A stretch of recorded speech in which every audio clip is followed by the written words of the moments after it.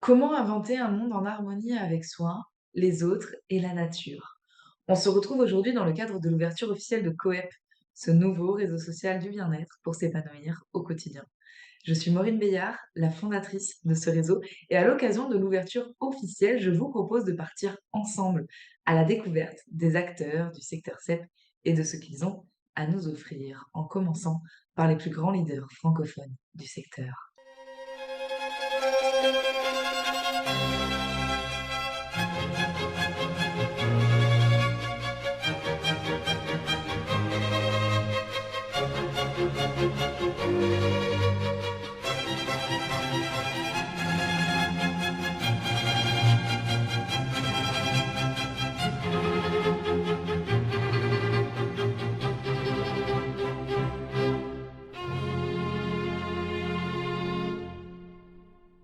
Aujourd'hui, j'ai l'honneur d'être en la présence d'un ancien chirurgien urologue.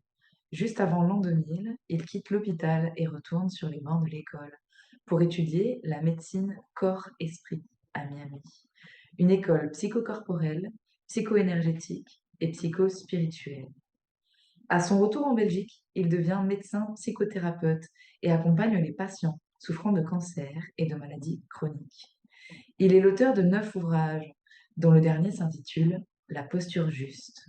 Co-auteur et contributeur de 12 autres livres, il a également eu le privilège de rédiger pas moins de 15 préfaces d'ouvrages. Et enfin, il a déposé un grand nombre de papiers et de publications scientifiques. En 2015, il fonde l'école de la présence thérapeutique à Bruxelles, devenue ensuite l'école de la posture juste en 2021. Il plaide en la faveur d'une approche globale de l'être humain et participe au développement d'une médecine intégrative. Vous l'avez reconnu, il s'agit de Thierry Janssen. Bonjour Thierry, merci d'avoir accepté cette interview aujourd'hui. Bonjour Maureen. Thierry, est-ce que vous pourriez nous partager, s'il vous plaît, votre première expérience en tant qu'utilisateur dans le secteur du bien-être et du développement personnel? Oui, enfin, il faudrait que je remonte.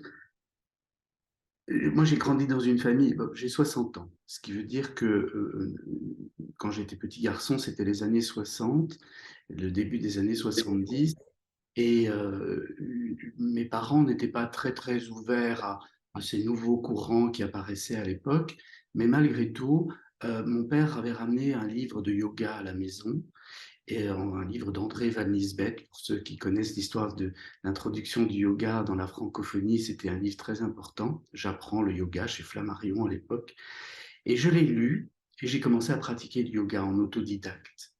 Et puis, à la même époque, mon père s'intéressait un petit peu à l'homéopathie. Et donc, de temps en temps, on était traité comme ça. Mais ça s'arrêtait là. Ça, c'est mes plus anciens souvenirs il y a autre chose qu'on peut faire peut-être que ce qui est proposé par le courant habituel. Et puis, j'ai entrepris mes études de médecine.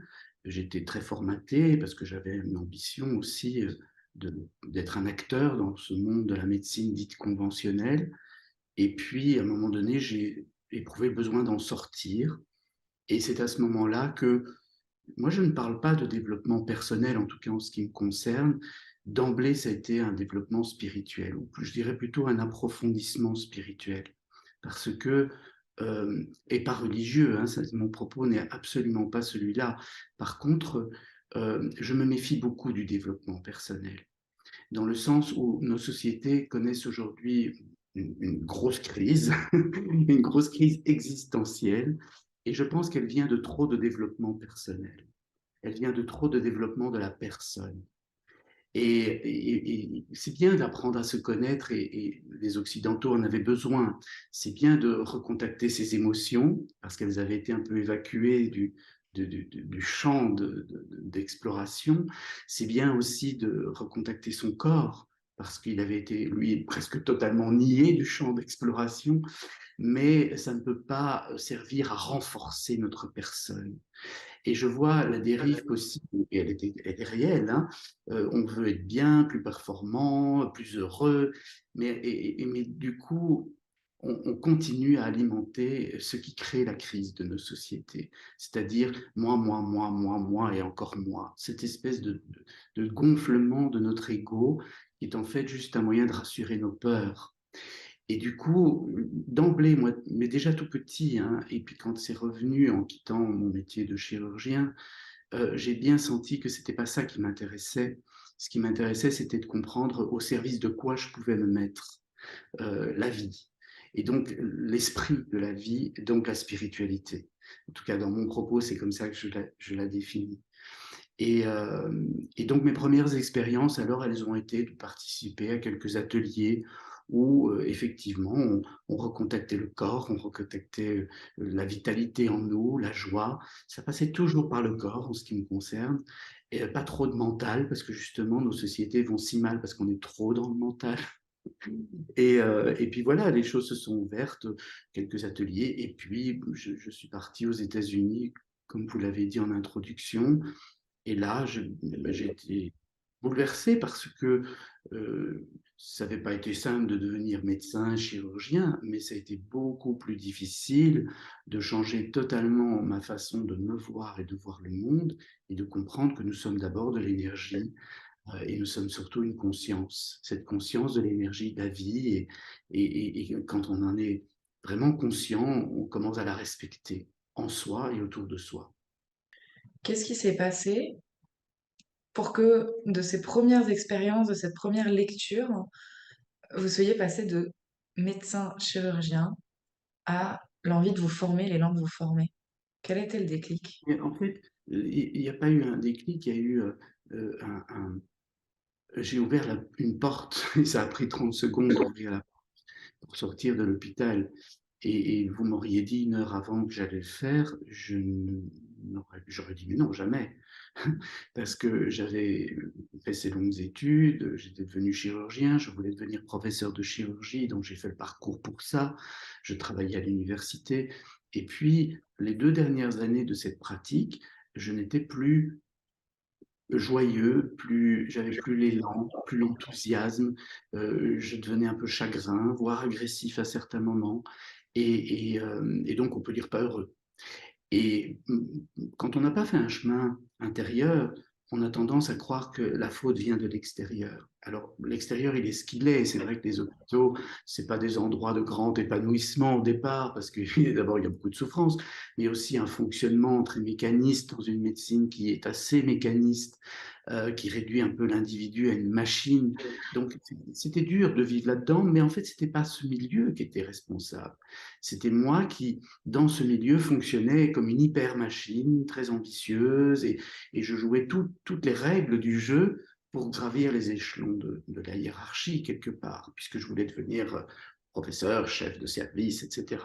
Et en fait, c'est le jour où je le suis devenu que j'ai tout arrêté. Mais en 30 secondes, j'ai entendu une voix qui m'a dit, si tu restes ici, tu vas mourir. Je l'ai entendu. C'est une voix de la conscience, comme ça, qui résonne. Et c'était tellement clair que j'ai pris une feuille de papier, j'ai écrit une lettre de démission, je suis parti. Pas pour autre chose, et pas pour commencer à explorer les médecines alternatives ou complémentaires, ou pour rien du tout. Je partais parce que je ne voulais plus être là-dedans. Et surtout, je ne voulais plus fonctionner de cette manière-là. Et puis, ben, en ouvrant cette porte, j'ai découvert qu'il y avait un monde beaucoup plus vaste que celui dans lequel je m'étais enfermé par ma routine à l'hôpital, dans ma profession.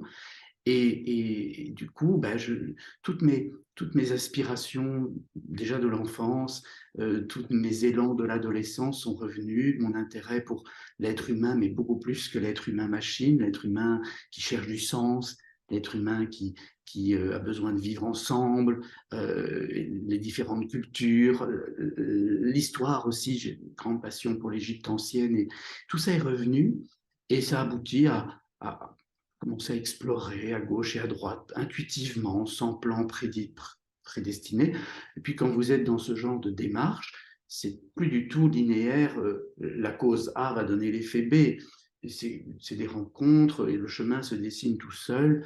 On le suit, on fait confiance.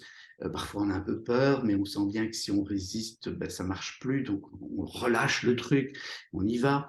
Et de fil en aiguille, ben, je me suis retrouvé aux États-Unis 2 ans après avoir arrêté mon métier de chirurgien. Entre-temps, j'ai occupé un poste dans la mode parce qu'il fallait que je mange et j'avais trouvé ce boulot de directeur d'une maison de prêt-à-porter italienne en France. J'ai fait ça, ça m'a appris à me désidentifier de ce que je croyais être. Je n'étais pas un chirurgien, je n'étais pas un directeur de maison de prêt-à-porter, j'étais un être humain. Et du coup, je retrouvais une forme de liberté à choisir et pas m'enfermer dans une identité, dans une fonction. Et puis, bon, de fil en aiguille, malgré tout, sans doute que le soin, le souci de l'autre, malgré tout, et tout ça était tellement présent que je me suis retrouvé 3 ans plus tard dans une fonction de psychothérapeute. Moi, j'appelais ça plutôt accompagnant.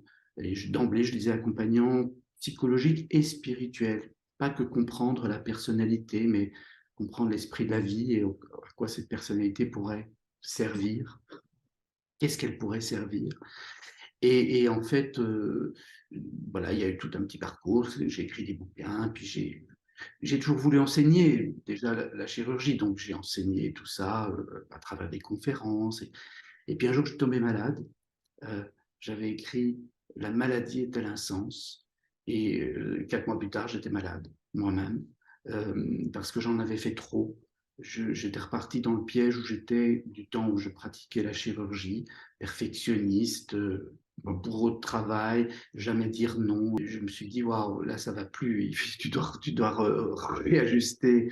Et en fait, l'idée de créer cette école m'est venue. Et donc, finalement, 5 ans plus tard, parce qu'il y a eu tout un long chemin pour accepter de porter un projet comme ça, se sentir aussi légitime pour le faire, ben, il y a cette école qui est née. Maintenant, ça fait 9 ans et c'est beau parce que je vois que, du coup, cette énergie peut servir à réveiller cette flamme de vie en plein de gens. Et la flamme de vie, elle est en train de mourir chez beaucoup de gens. Ça donne des burn-out. Hein, on est tellement brûlé qu'il n'y a plus de flamme.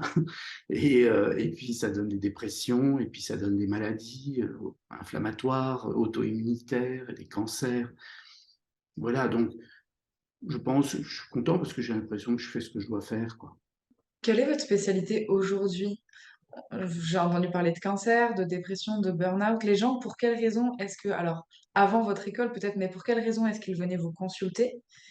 Et aujourd'hui, dans cette école, quel enseignement est-ce que vous apportez à qui et pourquoi?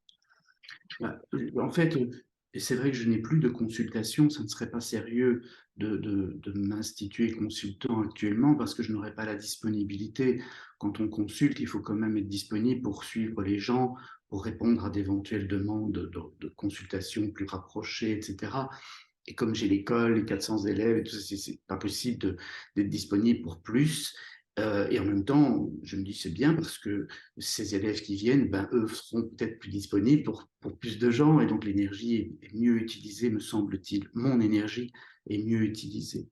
Mais au départ, euh, quand j'ai commencé à occuper cette place d'accompagnant psychologique, spirituel, de thérapeute, de psychothérapeute, je joignais aussi le soin énergétique parce qu'aux États-Unis, j'avais été initié à différentes pratiques énergétiques.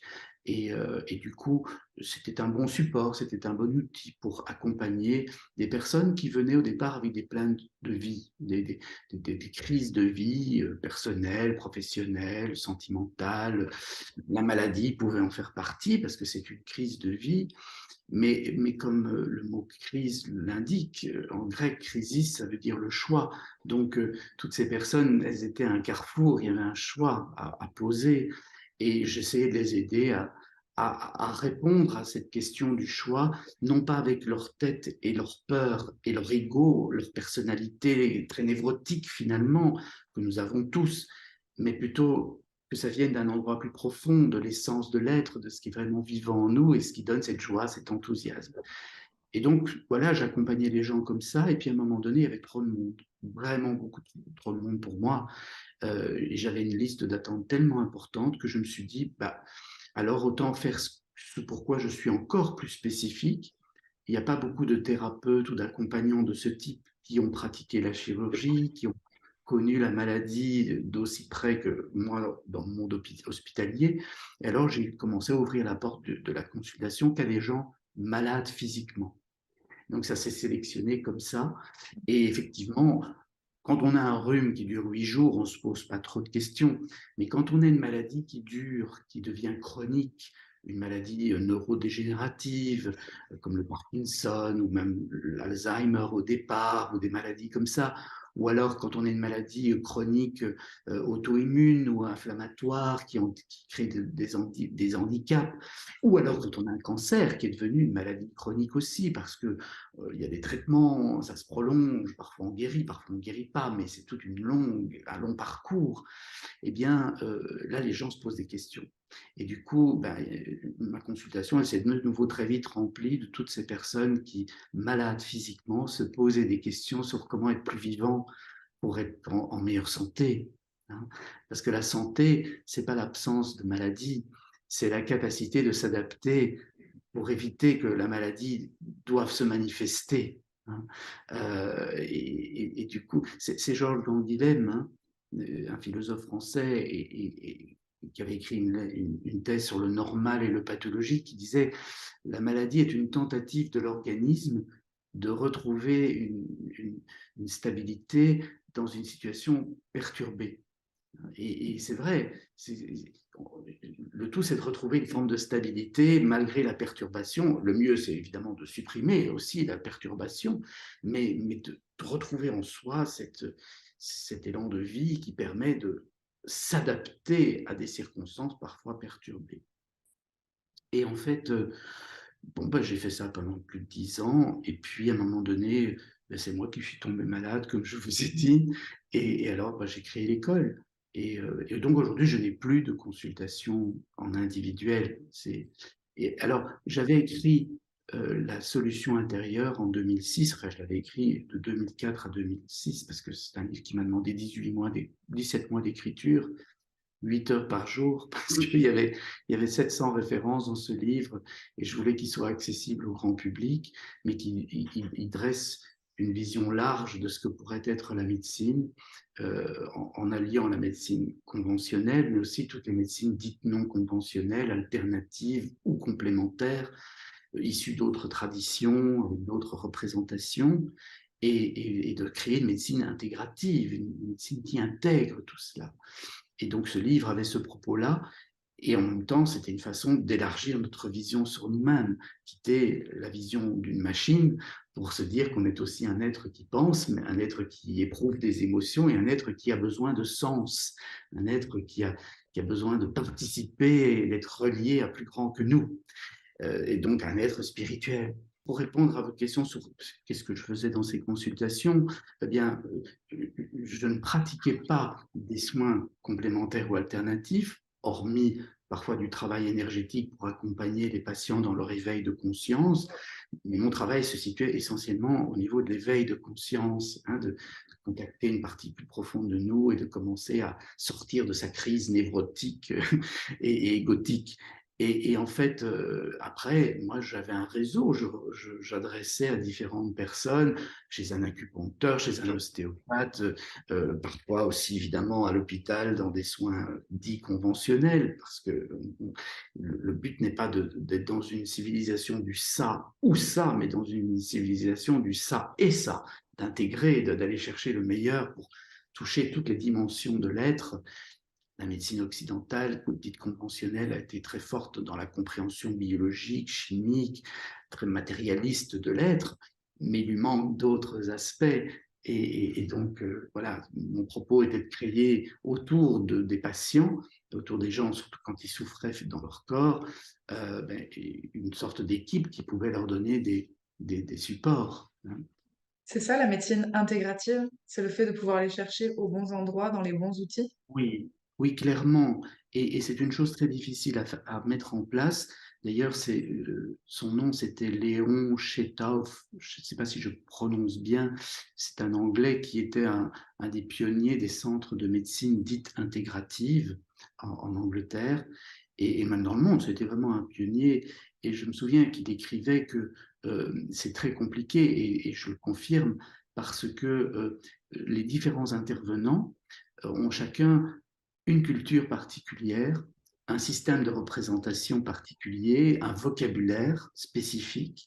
Et du coup, quand ils doivent se parler entre eux autour du patient, qui est quand même le sujet, c'est pas eux le sujet, c'est le patient, mais parfois c'est très difficile parce qu'ils ne se comprennent pas, et puis les égos s'en mêlent, et chacun dit que son histoire est meilleure que celle de l'autre, et puis on veut un peu, il y a aussi des enjeux financiers, hein, garder du monde à sa consultation, ne pas perdre des patients, il faut être conscient de tout ça.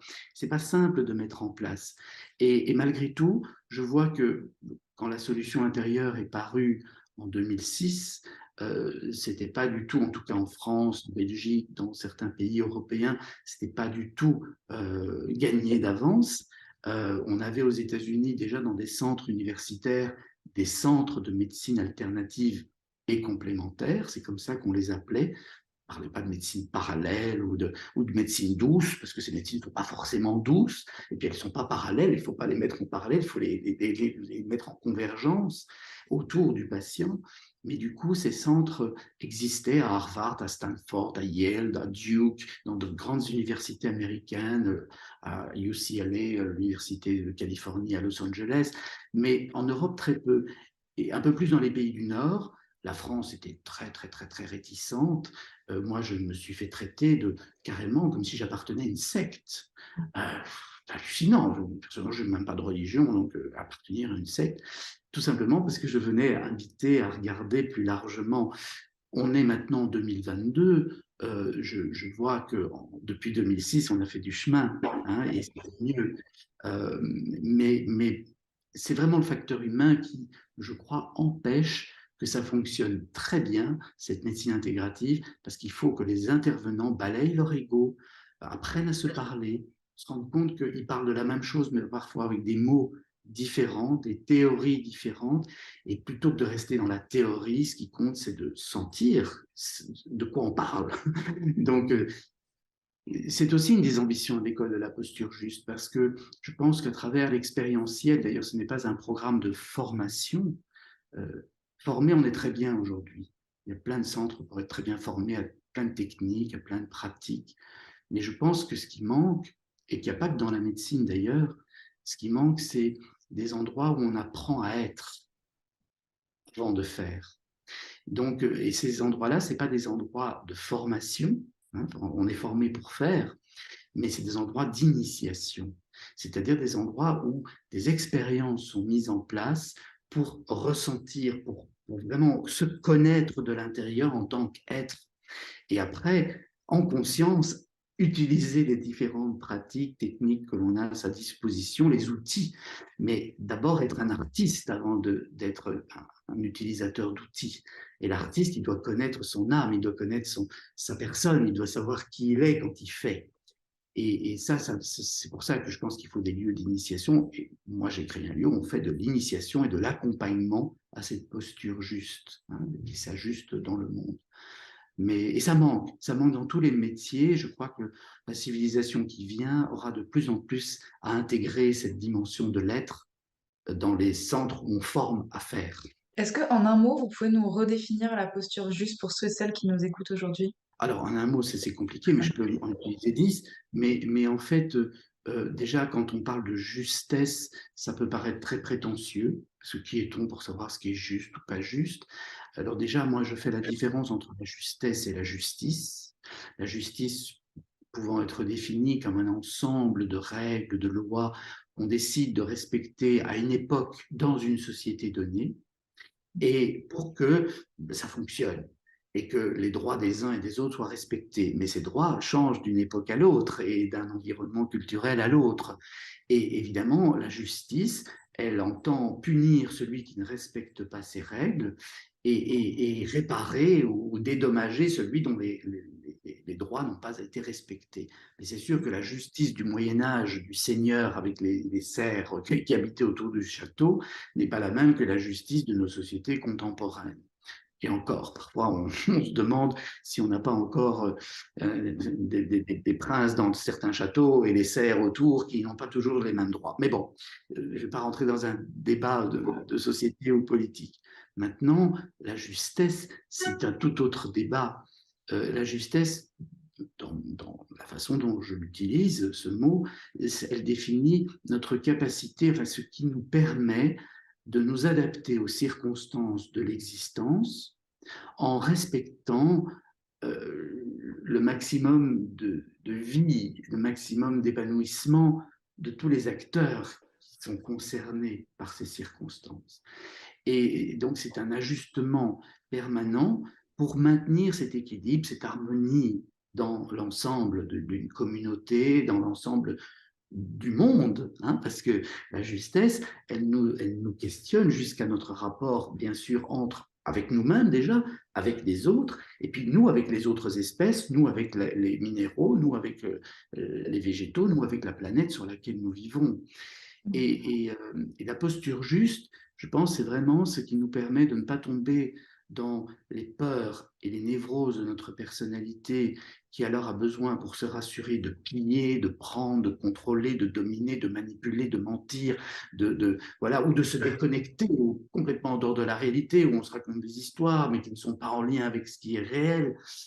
Et donc, toute cette névrose qui empêche cette justesse de se mettre en place, ben, elle peut être ajustée justement. Et pour moi, ça passe par une profonde prise de conscience physique, énergétique, intellectuelle bien sûr, mais ça doit être intégré dans le corps parce que tout ça, c'est dans notre cerveau reptilien. Notre cerveau reptilien a des mécanismes de défense, de survie automatiques. On a peur d'être abandonné, on s'effondre, on commence à pleurer pour recevoir. Mais au plus on s'effondre, au plus on se sent vide, plus on se sent abandonné et plus on continue à s'effondrer. Le simple fait de se redresser, le cerveau reptilien reçoit une autre information et il dit ah, je ne suis pas vide. Et du coup, il n'enclenche plus son processus de la plainte, la demande. Et donc, ça doit passer par le corps pour que vraiment toute l'information soit processée autrement jusqu'au niveau de notre cerveau. Donc voilà, c'est ça pour moi la justesse, la posture juste.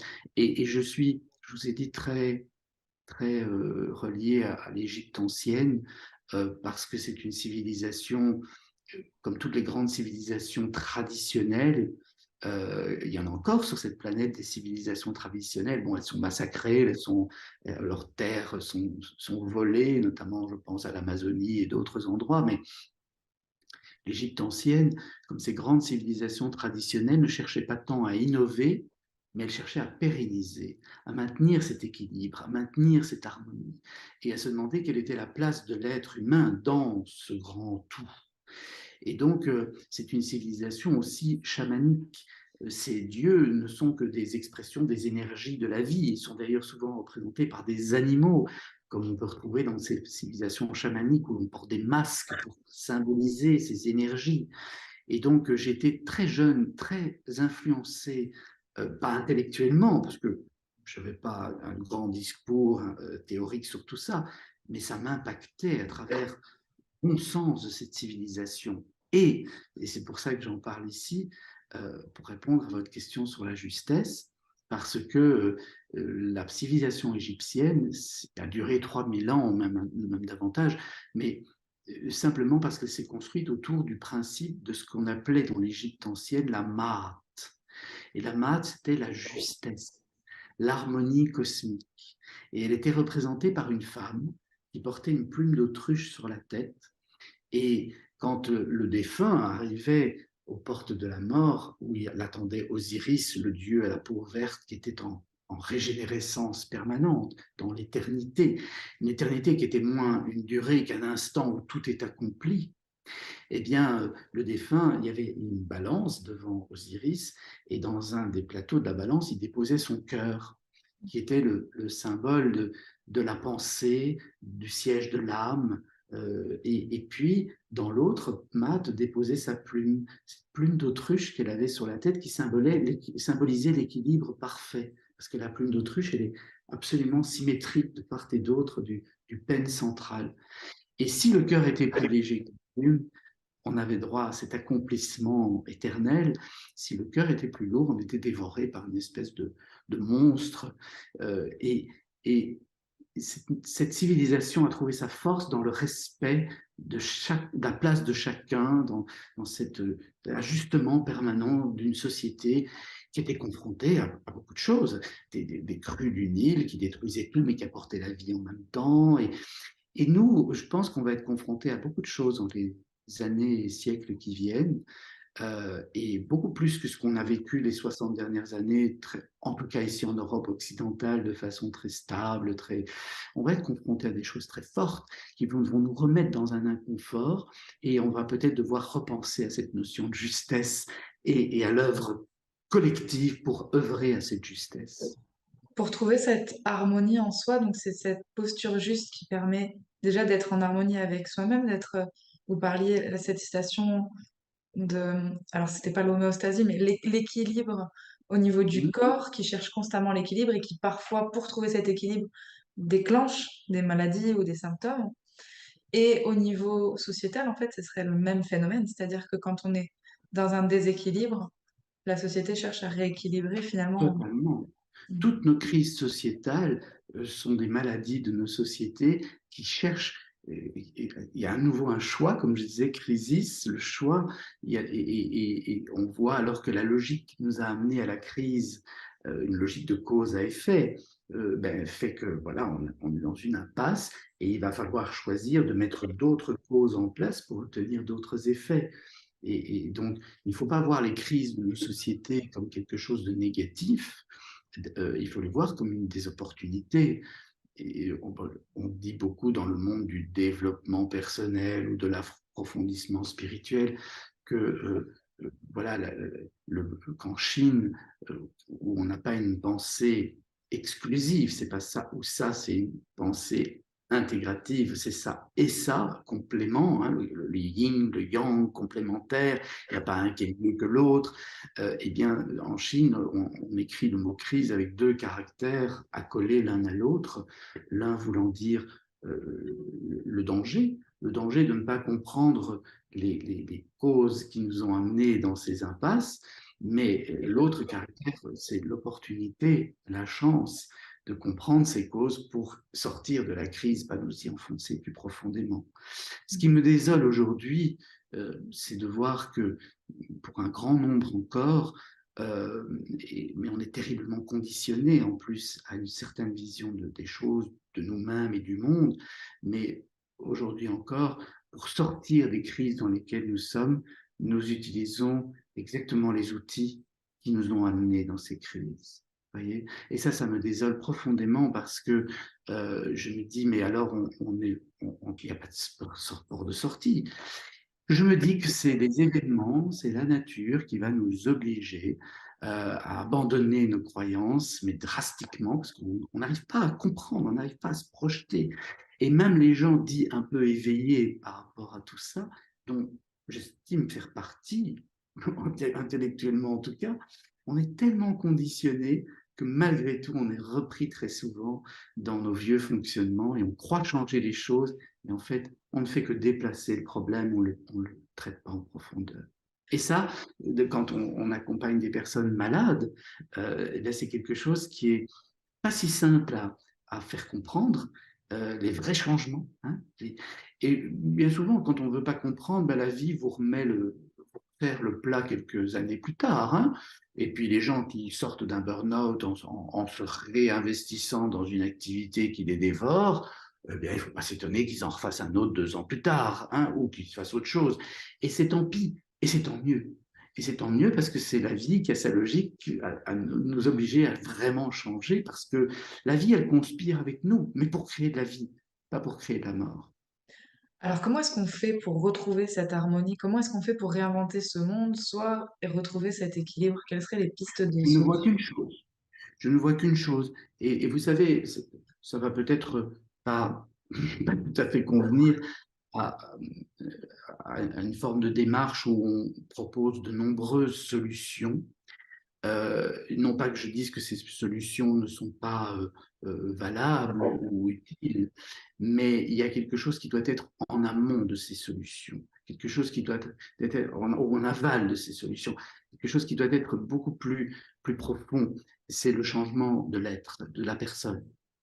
Et du coup, vous savez, c'est comme le yoga, hein. Moi, ça m'a beaucoup interpellé quand j'avais appris qu'aux États-Unis, il y avait plus de professeurs de yoga que dans toute, en Californie, pardon, il y avait plus de professeurs de yoga que dans toute l'Inde réunie. Drôle de statistiques, mais en fait, ces professeurs de yoga, pour la plupart, étaient des professeurs de gymnastique, pour rester souple, pour... Bon, alors, je ne dis pas qu'en offrant la possibilité de recontacter le corps, de le reconscientiser, de respirer, etc., ils n'apportaient pas l'amorce d'un chemin intérieur qui allait aboutir à une vraie transformation, une vraie révélation de quelque chose de plus profond, mais quand même, ça pouvait enfermer les gens dans l'idée, ah ben, parce que je fais du yoga, ça va aller, et tout ça. Non, le yoga, c'est une philosophie de vie. Ça vient de yug en sanskrit, qui veut dire réunir, réunir toutes les dimensions de l'être, physique, émotionnel, intellectuel, spirituel, mais aussi réunir les êtres ensemble et réunir l'humanité avec son environnement. Donc c'est vraiment quelque chose qui nous demande une ascèse, un exercice quotidien de questionnement de conscience. Et la réponse à votre question, pour moi, elle est celle-là. C'est tant que la conscience ne s'éveille pas, on peut utiliser toutes les belles méthodes qu'on nous met à disposition, ce seront des gadgets qui, de temps en temps, peuvent un petit peu ouvrir, mais on pourrait gagner tellement de temps si on réintroduisait dans nos parcours, déjà à l'école, puis dans nos familles, et puis dans nos églises, parce que nos églises, elles se vident parce qu'on raconte comme ça des choses qui ne sont plus reliées à notre réel, à notre vécu, mais en même temps, elles disent des choses très profondes, mais qu'on ne comprend même plus tellement elles sont noyées dans des images, dans des métaphores et des systèmes de croyances. Et pourtant, elles venaient nous montrer l'esprit de la vie. Et ça, il va falloir que ça réapparaisse. Quand on dit que le 21e siècle sera spirituel ou ne sera pas, je le crois profondément. On dit aussi qu'on rentre dans l'ère du Verseau. Enfin, c'est pas qu'on dit, on sait qu'astronomiquement, on rentre dans une autre ère, puisque les constellations changent à l'horizon du lever du soleil à peu près tous les 2000 ans, dans une espèce de grand cycle de précession des équinoxes où la Terre pivote sur son axe. Et donc, on rentre dans l'ère du Verseau, on vient de l'ère du Poisson. L'ère du Poisson, pour les anciens Égyptiens, c'était connaissance au service de la matière. Ah bah oui, là, on vient de le faire, hein. On connaît bien la matière, on a fissuré l'atome jusqu'à exterminer des populations entières en faisant exploser des bombes atomiques. On est allé sur la Lune, maintenant on veut aller sur Mars. Très bien. Mais heureusement, on arrive dans l'ère du Verseau, c'est connaissance au service de l'esprit, mais pas l'esprit de mental, l'esprit de la vie, de la conscience. Et donc, moi, je suis plein d'élan, d'espoir. Je ne verrai peut-être pas l'avènement de tout ça, mais en même temps, j'essaie d'y participer à ma façon. Et donc, l'invitation, c'est de pratiquer, d'être L'invitation, soi-même. c'est... Alors, il y a des outils pour revenir en soi, de s'écouter, parce qu'il y a pas à penser, il y a juste à écouter. Et je pense qu'un des outils les plus puissants, c'est la méditation. Alors aujourd'hui, on a cette méditation de pleine conscience. Parfois, ça m'énerve un peu d'entendre pleine conscience parce que c'est mindfulness, c'est mind, c'est pas la conscience, c'est le mental. Donc c'est plein d'attention, plein de mental qui s'autorégule parce qu'il est attentif. Et ça l'apaise. C'est la première étape de la méditation, l'apaisement du mental. Mais la méditation offre une voie beaucoup plus large, qui va beaucoup plus loin, parce qu'une fois que le mental est apaisé, alors si une profonde détente de tout l'être, moi j'appelle ça l'ouverture du cœur, parce qu'il faut vraiment que le cœur s'ouvre, que la détente s'installe, qu'on soit dans une acceptation de ce qui est, et bien une fois que ça s'installe, c'est la conscience qui s'éveille en nous. Et la conscience, c'est pas le mental. C'est pas le mental qui pense, qui analyse, qui invente encore une nouvelle théorie, encore une nouvelle technique. Non, c'est la conscience, elle voit. Et elle sait exactement la réponse à apporter. Elle nous donne, elle nous souffle à l'oreille. C'est le spiritus, c'est l'esprit qui nous souffle à l'oreille et qui nous dit exactement par où il faut aller. Et on doit apprendre, réapprendre à l'écouter. Arrêter de penser trop, mais réécouter ça. Donc mon propos, il est évidemment spirituel, mystique, le mystère, mais en même temps, personnellement, je ne vois pas de salut pour notre espèce si nous n'allons pas dans cette dimension-là de notre de notre potentiel, parce que nous avons tous ce potentiel en nous. Hein. Donc la méditation royale pour apaiser le mental, pour permettre à la conscience de s'éveiller. Je pense que c'est vraiment la voie royale. Pour ceux et celles qui nous écoutent et qui auraient encore peut-être un doute, une hésitation à se plonger dans cette expérience, qu'est-ce que vous pourriez leur dire pour terminer cette Ah interview? ben, je leur dirais que si vous êtes bien comme ça, tant mieux pour vous. Mais si vous n'êtes pas bien, ben alors ne restez pas dans le pas bien. Et vous pouvez avoir tous les doutes que vous voulez. Comment douter de quelque chose qu'on n'a pas essayé, qu'on n'a pas exploré? C'est ridicule. C'est même ridicule de se poser des questions tant qu'on n'a pas été. Moi, j'ai tout exploré. Enfin, tout. Je ne veux pas dire que j'ai tout dans le sens total de la chose, mais toutes les choses dont je me permets de parler, je les ai explorées. Et c'est un engagement profond d'un oui à la vie, quoi. Hein, on arrête de rester au balcon avec notre mental en jugeant, en disant non, mais ça ne rentre pas dans mes valeurs ou dans mes croyances ou dans ce qu'on m'a appris. Et puis de toute façon, mais ça, c'est du bavardage. Ils peuvent bavarder tant qu'ils veulent. Mais moi, je leur dis, si vous n'êtes pas bien, si vous vous posez des questions, si vous vous trouvez trop tendu, si dans votre vie, il y avait une succession de crises, bah alors arrêtez de rester au balcon, descendez dans la vie, plongez dedans. Et la méditation, ce n'est rien d'autre que de plonger dans la vie, c'est être là, et écouter ce qui est là. Et en apprenant à ne pas le commenter, le juger, en étant là, tout simplement là. Et là, il y a beaucoup de choses qui se passent beaucoup plus simplement. Beaucoup, beaucoup plus simplement. Mais bon, voilà, ce sont des mots, et comme c'est une expérience qui est au-delà des mots, ça sert presque à rien d'en parler. Hein. Mais en même temps, si on n'en parle pas, on est des êtres de langage, ben, on ne montre jamais où sont les portes. Mais après, les portes, c'est à chacun de les pousser, on ne peut pas les pousser pour les autres. Et parfois, en voulant pousser quelqu'un à ouvrir une porte, on favorise plus de résistance voilà, d'envie d'explorer. Moi, je dis, voilà, la porte est là, moi, je ne peux que vous dire d'y aller, et puis si vous n'avez pas envie, c'est bien aussi, hein. Tout est bien. Mais quand quelqu'un me dit j'en peux plus, je dis bah oui, bah ça c'est plutôt qu'à la clé. Hein. Donc voilà, je te la donne si tu veux, mais utilise-la. Merci beaucoup Thierry Janssen pour cette entrevue. Merci à ceux et celles qui ont pris le temps de nous écouter. Si vous avez aimé cette vidéo, n'hésitez pas à nous soutenir, tout simplement en likant, en partageant, en laissant un commentaire sur cette vidéo. Si vous avez des questions, n'hésitez pas, je me ferai un plaisir d'y répondre dans la mesure de mes compétences. Et si vous n'êtes pas encore inscrit sur Coep, eh bien, je vous invite à nous rejoindre en cliquant sur le lien autour de cette vidéo. Je mettrai également un lien vers le site internet de Thierry Janssen et celui de son école, La Posture Juste. Je vous dis à très bientôt pour une nouvelle interview. C'était Maureen Bayard. Prenez soin de vous. Coep, le réseau du bien-être pour s'épanouir au quotidien.